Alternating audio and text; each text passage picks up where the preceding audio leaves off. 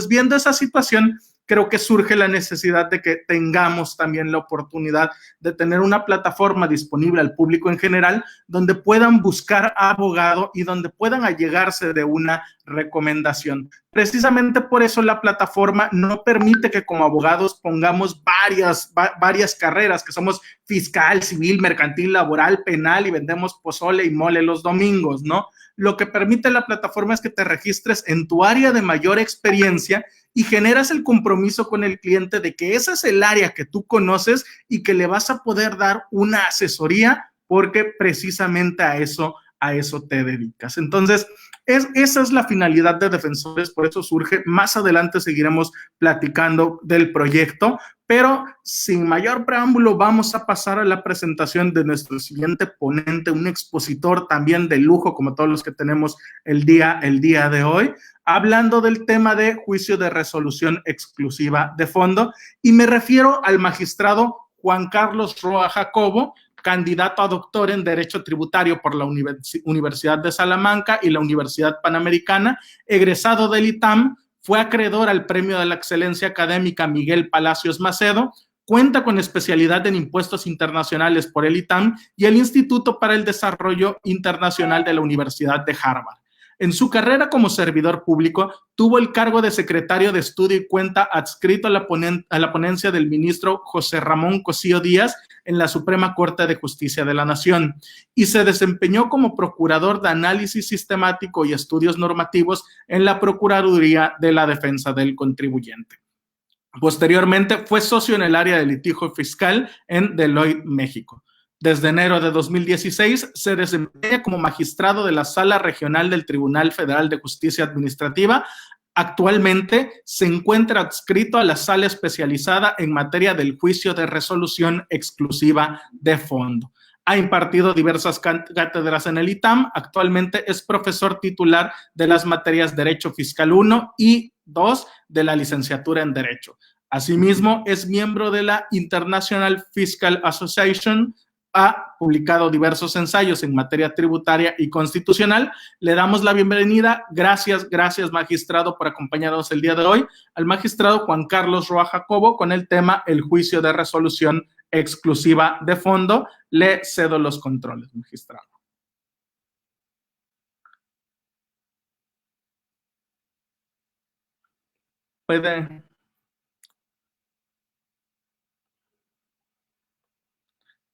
Puede presionar el botón Talk Now para comenzar a hacer uso de la voz.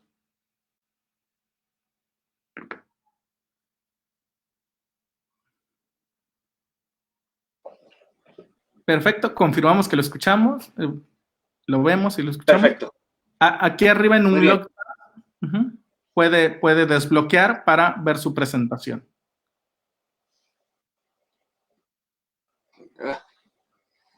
¿En dónde, perdóname? Unlock Tabs en la parte inferior junto a Chat. Ok.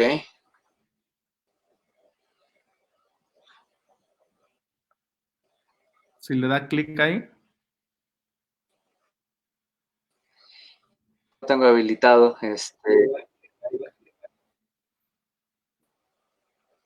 Ya una vez que le dé el Estoy dando clic, pero no.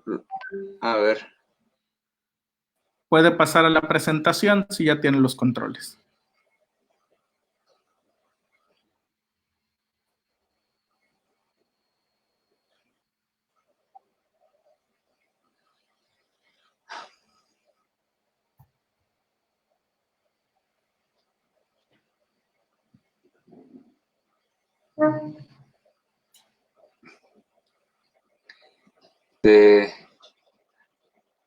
A ver, si no lo cargo directo de mi máquina. Ahí ya apareció, ahí en Presentation ya debe de estar el material cargado.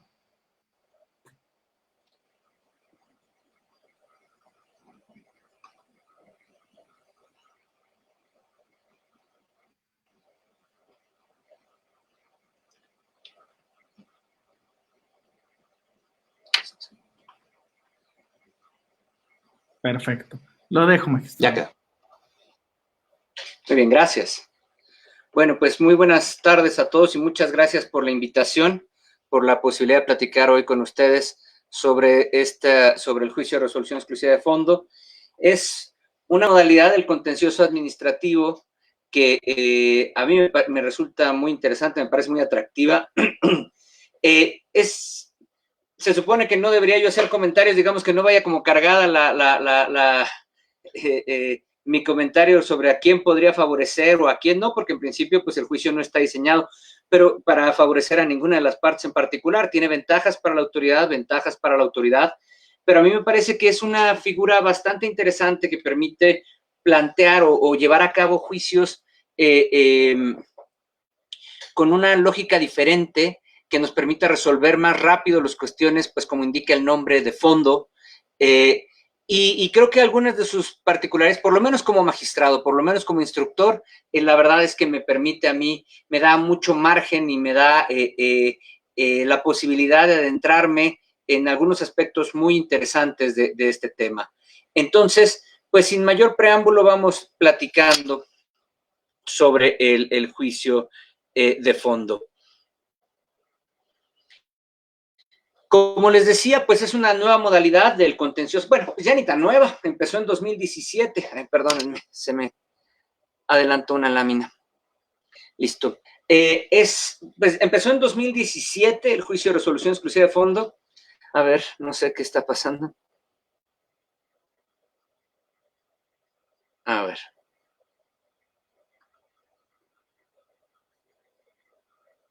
Ok.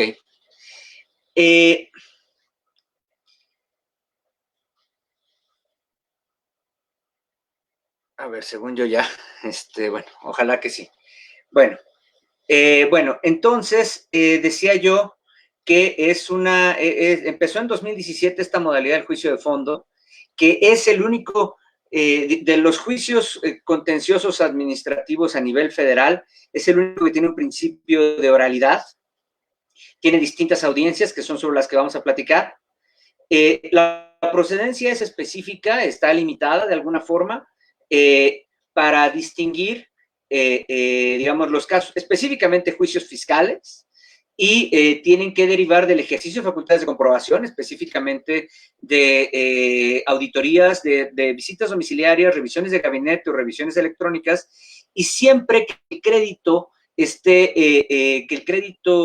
que determine la autoridad, o que más bien el interés del asunto, por alguna cuestión que ahorita precisaremos, no exceda que sea a partir de 200 veces el valor diario de la unidad de medida y actualización.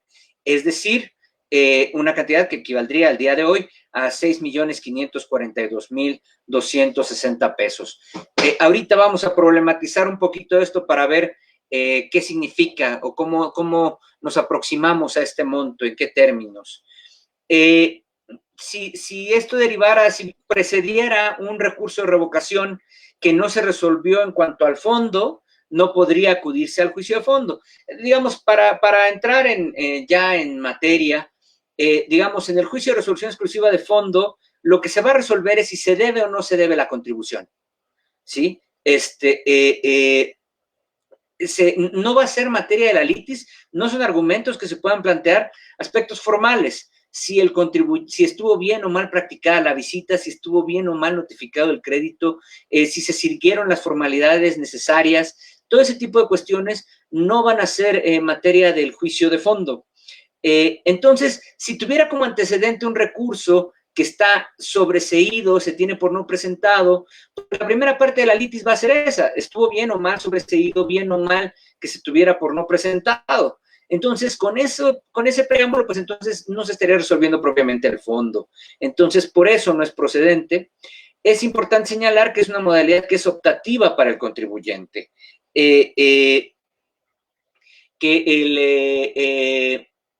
Porque digamos ya de ahorita, pues a lo mejor a algunos de ustedes les puede sonar no muy atractivo este tema de no poder plantear cuestiones formales, pero vamos a ver que tiene sus ventajas y sus desventajas esto.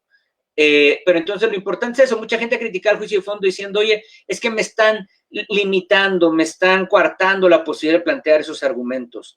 Pero es una vía optativa, viene al juicio de fondo el que quiere.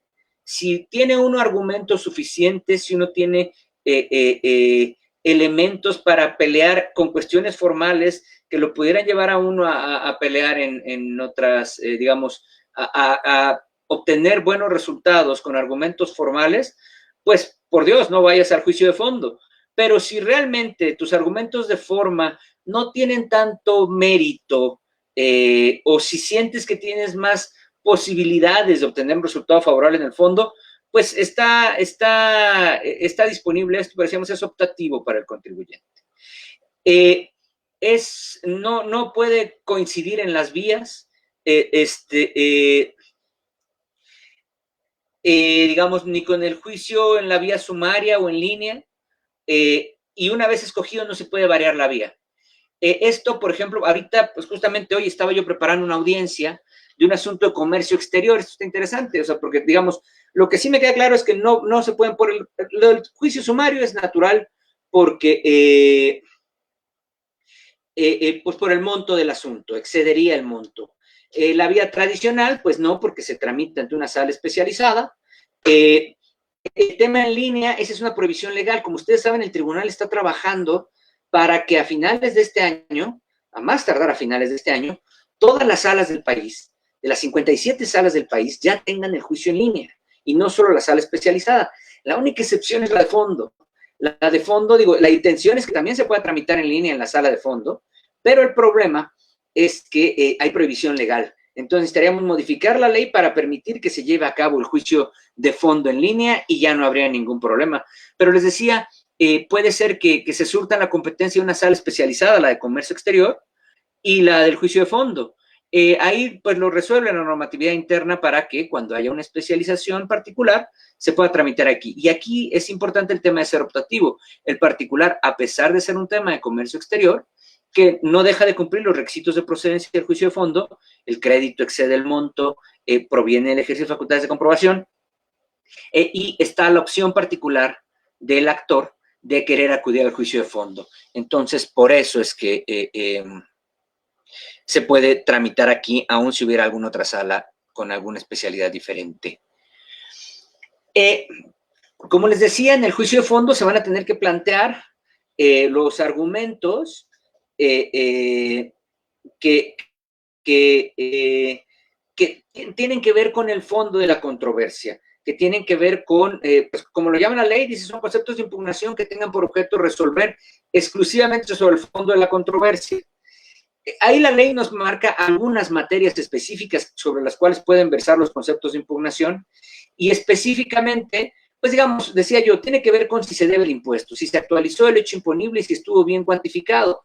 Entonces, digamos, en principio te dice la ley, todavía usando la terminología del objeto, sujeto, base, tasa, tarifa, diciendo que sean conceptos que se refieran a esos elementos y que pudieran derivar de una diferencia en la apreciación de los hechos, una diferente interpretación o aplicación de las normas entre las partes, la valoración indebida de las pruebas que argumentaría el actor, y la que me resulta más interesante, que va a tener una causal específica de nulidad, que es uno de los, a mi juicio, principales atractivos del juicio de fondo, que es que la autoridad le haya atribuido al incumplimiento de requisitos formales o al cumplimiento tardío de requisitos formales algún efecto de fondo. Entonces, es, digamos, la materia sobre la cual pueden versar los conceptos de impugnación, pero ahorita podremos abundar un poquito sobre estos temas.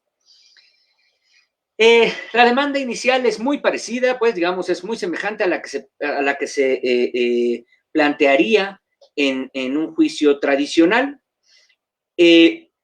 con algunas particulares. Primero, pues, es muy importante señalar, primero, sí, el tema de, pues, lo que les decía, el ejercicio de la opción para ir al juicio de fondo. Eso es muy importante señalarlo desde el primer momento. Y un aspecto muy importante que se distingue de otras demandas es que hay que señalar una propuesta de litis. Esto es interesante, pues, porque, digamos, ya después en los conceptos de impugnación, ya saben que los abogados somos dados a echarle demasiada crema a nuestros tacos, se vale, pero eso ya en los conceptos de impugnación, y por allá, siempre cuando platico de este juicio, yo hago referencia a algunas demandas, que no voy a decir los nombres, pero de algunos despachos del poniente de la Ciudad de México. que cuando llegaban demandas de ese despacho a la Corte, ya entre los secretarios las ubicábamos por la demanda que empezaba los conceptos de violación en la Constitución de Cádiz. Está muy bien, hace una demanda muy robusta, muy interesante, muy completa, pero yo creo que difícilmente es la Constitución de Cádiz la que va a marcar la diferencia para que te den la razón o no.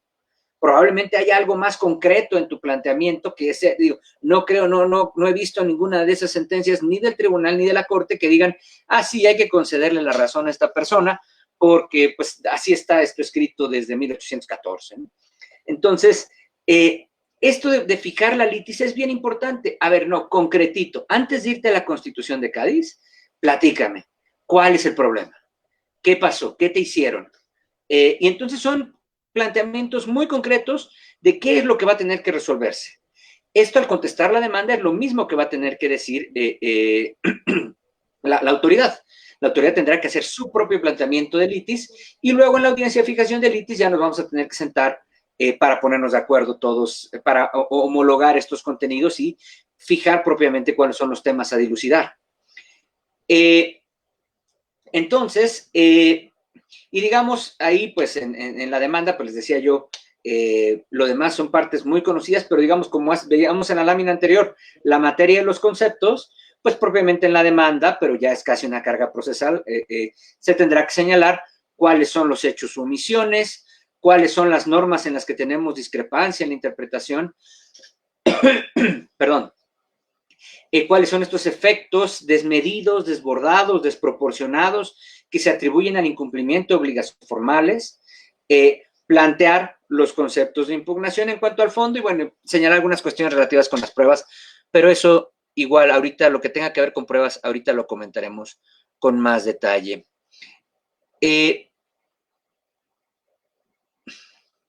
Bueno, hablando ahorita de la procedencia, vamos a problematizar un poquito sobre este tema. Por ejemplo, procede el juicio de fondo contra negativas de devoluciones, que por cierto, ahí es donde uno más querría que se viera el fondo, porque es bien común que en devoluciones la autoridad te diga, uy, no, te faltó traerme X información, te planteo un cuestionario con 153 preguntas y me contestaste 152, entonces no, qué pena, pero pues te voy a resolver negativo, o te voy a tener por desistido del trámite. Entonces, uno pensaría que en esos casos es cuando hay más, cuando sería más atractivo que se pudiera resolver. Bueno, la ley parecería no resolvernos el caso, porque la ley nos dice, bueno, que derive del ejercicio de facultades de comprobación y que el interés del negocio no exceda estos 6,5 millones de pesos. Más bien, no que no exceda, que sea a partir de los 6,5 millones de pesos. Bueno, hubo cierto debate, debo decir que al interior de la sala, los 3 magistrados que integrábamos en aquel momento la sala, decidimos que sí procedía el juicio en el caso de devoluciones. El asunto se elevó a la sala superior y la sala superior tiene, por mayoría, no es una decisión unánime, que sí procede contra devoluciones, pero siempre y cuando sea en ejercicio de facultades de comprobación. Entonces, no cualquier solicitud de devolución, pero en aquellas en las que el SAT ejerza sus facultades en términos del 22D del código, procede el juicio de fondo. Porque, digamos, la ley nos habla de estos 2 requisitos, que provenga del ejercicio de facultades de comprobación y que el interés del negocio exceda de un monto X, y no excluye la posibilidad de que sean devoluciones. Debo decir que por ahí en alguna parte del proceso legislativo sí hay alguna mención para que no se tomen en cuenta las devoluciones, pero la ley no es específica en ese sentido. Y bueno, pues sí se ha determinado por el tribunal que sí procede. Este tema de la cuantía. Ok, la cuantía del asunto, los 6,542,000 pesos de los que hablábamos hace un ratito, en ese caso, digamos, habría que ver. Primero, tuvimos un caso donde el asunto llegaba a penitas, pero con la PTU ya excedía el monto. Entonces, ahí lo que determinó la sala fue que cuando la ley te habla de la cuantía del asunto, del importe del negocio, no hace distinciones. Entonces, si es tomando en cuenta aún el reparto adicional de utilidades, entonces sí puede ser procedente el juicio. La ley no dice que tenga que ser ese el monto del crédito fiscal, dice que esa sea la cuantía del asunto. Tuvimos otro caso en el que se estaba rechazando un acreditamiento de IVA por X número de millones de pesos, desde luego por arriba del monto que pide la ley. Ahí, pues también estaba ese debate, también estaba ese tema de ver en qué casos podía proceder o si era posible que procediera el juicio de fondo. En el asunto en concreto, traía un crédito fiscal ahí aparejado de 100,000 pesos o 200,000 pesos, era una multa. Y el rechazo en el acreditamiento de IVA, de todas formas, no se traducía en un adeudo de impuestos. El asunto era mi ponencia, el secretario me lo pasó y él estaba proponiéndome desechar la demanda porque el asunto pues no se acercaba a la cuantía. Y yo le pregunté a él, oye, si tú llevaras el asunto afuera, ¿cuánto cobrarías por él? Si lo ganas, pensando que el crédito fiscal son los 200,000 pesos de la multa o pensando que el valor del asunto son los 20 y tantos millones de pesos que rechazaron de acreditamiento. Y yo, no, pues conforme al acreditamiento. Pues es la misma lógica para mí. Entonces, se admitió el juicio, se tramitó y la autoridad ni siquiera repeló. Entonces, en ese caso, aunque no haya un monto determinado por crédito fiscal, si hay un interés que representa un rechazo en un acreditamiento, pues entonces sí procede el juicio de fondo. ¿Qué pasa si no es, por ejemplo, en este caso era un atributo en renta, era un rechazo, una deducción, igual, por X número de millones de pesos, que no daba pie, de todas formas, a la determinación de un crédito fiscal porque había pérdidas pendientes de amortizar. Entonces, no había motivo, pues, para determinar un adeudo. Igual, el asunto valía lo que valía la multa. Más bien, no, quise decir que en el asunto estaba liquidado lo que valía la multa, pero el adeudo, pues realmente, o el valor del asunto, pues tendría que ver con lo que se estaba rechazando. Entonces, lo mismo, me pasaron el proyecto negando la admisión y yo pensé, bueno, vamos a admitirlo. No podía yo, o no me parecía prudente en un acuerdo de admisión, echarme todo un verbo, por cierto, a título personal, porque ni siquiera viene esto avalado en el acuerdo de admisión por mis compañeros de la sala, echarme todo un verbo diciendo cómo cuantificar en estos casos para ver si procede el asunto, si procede el juicio o no. Hagan de cuenta que era un rechazo de 30 millones de deducciones, que se hubiera traducido en un crédito, pues a grosso modo de 10 millones de pesos, ¿no? En el histórico. Entonces yo ahí les proponía, le dije al secretario que propusiéramos la admisión, se admitió el asunto y pensé, la autoridad seguramente nos va a impugnar. Y cuando la autoridad nos impugne, ahí es donde podemos plantear el criterio. Ahí es donde, como sala, en un recurso de reclamación, podamos fijar ciertos parámetros. Les voy a decir cuál era mi criterio. Que el monto determinado, cuantificarlo de alguna forma en cuanto se hubiera traducido en un crédito para ver si entonces representaba ese monto.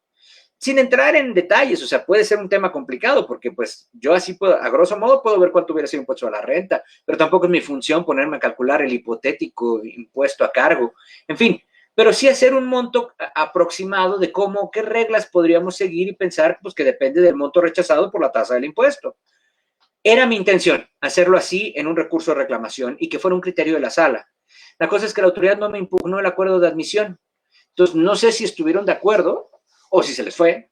El hecho es que ya no tuvimos oportunidad de plantearlo como criterio de sala, pero les puedo comentar que ese fue mi criterio al respecto y así se admitió el juicio. En los casos negativas o afirmativas fictas es el mismo tema. En ese caso, como les decía, cuando proviene el asunto de un recurso que se tuviera por no interpuesto, en este caso, con la negativa o la afirmativa ficta, pues pasa ¿qué pasa si la autoridad, al contestar la demanda, en una afirmativa ficta, viene, no, si yo sí le contesté, yo sí le había dado respuesta al recurso. En ese caso, la primera parte del juicio hubiera sido si estaba bien o mal notificada esa resolución. ¿Y qué pasa si sí está bien notificada? Entonces la impugnación de la negativa ficta probablemente fuera improcedente y habría que desechar el juicio. Entonces nunca entramos al fondo. Entonces, por eso es que ahí también, pues, en la sala consideramos que no era procedente. La Prodecon nos criticó este criterio en algún momento, nos dijo como que que deberíamos tal vez admitir condicionado el juicio y ver cuando contestara la autoridad si sí podíamos entrar al fondo o no. No me gusta esa respuesta de admitir por si las moscas y con qué argumento decir ya una vez que llegue, declararme incompetente a medio juicio después de haberlo estado tramitando y mandárselo a otra sala. Entonces, no me parecía muy sugerente el argumento de la Prodecon. La sala se fue por el tema de que no era procedente. En el caso de otras contribuciones, el código habla del ejercicio de facultades de comprobación de los artículos, del artículo 42, fracciones 2, 3 y 9, revisión de gabinete, visita domiciliaria, revisión electrónica. Cuando se dan revisiones en materia de aportación de seguridad social, pues el fundamento es diferente, es de la ley del Seguro Social. Pues originalmente habíamos admitido el juicio, pero en la reclamación el IMSS nos vino a decir, oye, creo que es 251 de la ley del Seguro Social, no es lo mismo que el 42 del código, entonces son atribuciones diferentes y no tendrías por qué estar admitiendo. Y ahí mayoritariamente la sala se pronunció porque no era procedente el juicio en el caso de aportaciones de seguridad social.